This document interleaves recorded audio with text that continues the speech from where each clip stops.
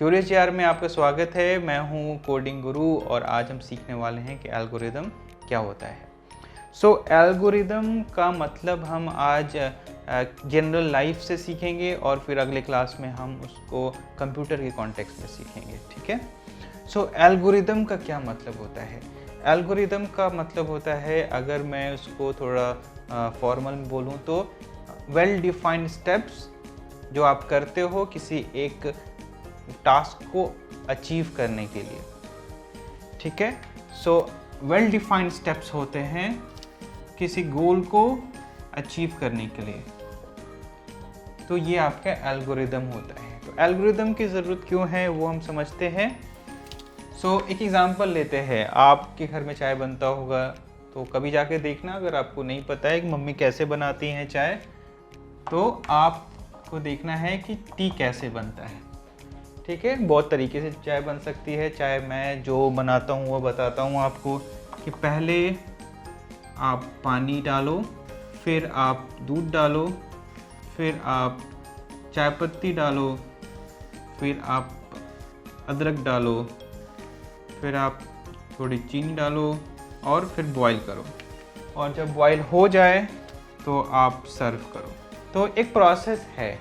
अब इस प्रोसेस में आप थोड़ा रिवर्स कर दो, जैसे कि आप बोलो कि नहीं, मैं पहले 3, 4, 5, 6 करूँगा और फिर मैं 1 और 2 करूँगा, तो आपका चाय बनेगा? नहीं बनेगा। आपका अगर वाटर और मिल्क के बिना आप चाय पत्ती, जिंजर, शुगर को लेकर बॉईल करोगे, ये जल जाएगा। तो ये स्टेप्स ज़रूरी हैं। अगर आप ये स्टेप्स फॉलो नहीं करते हो तो आपका चाय नहीं बनेगा।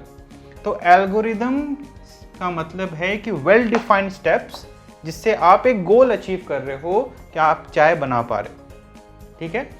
तो एल्गोरिदम का जनरल लाइफ में ये रोल है। अब इस हर एक चीज़ जो हम करते हैं वो एक एल्गोरिदम है, छोटा छोटा एल्गोरिदम है। तो सीक्वेंस ऑफ चीज़ें जो हम करते हैं एक के बाद एक करते हैं ताकि एक काम हो जाए, तो ये जो चीज़ है ये एल्गोरिदम कहलाता है।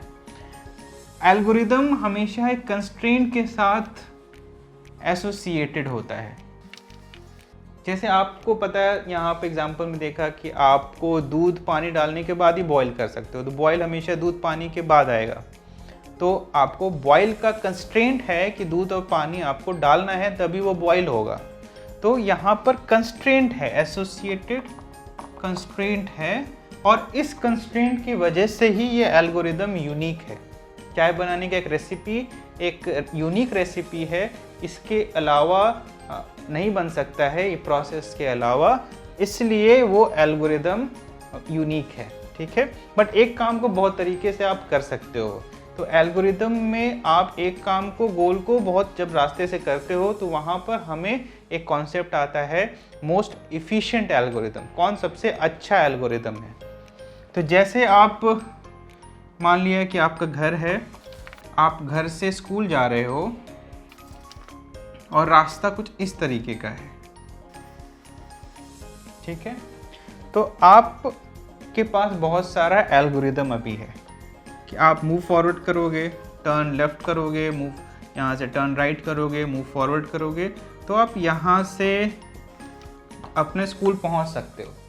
लेकिन आप यहाँ से भी पहुँच सकते हो, या फिर आप यहाँ से घूमकर वापस जाके भी पहुँच सकते हो।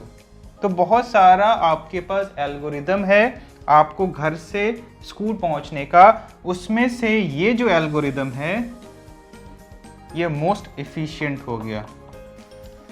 मोस्ट एफिशिएंट एल्गोरिदम का फ़ायदा ये होता है कि आपका टाइम बचाता है। तो हमेशा हम एल्गोरिदम को वो चूज़ करने की कोशिश करते हैं जो मोस्ट एफिशिएंट हो। इसीलिए एल्गोरिदम को पढ़ना ज़रूरी है, जिससे आपका काम जो हो फास्टेस्ट वे में हो पाए। इसलिए एल्गोरिदम बहुत ज़रूरी चीज़ है।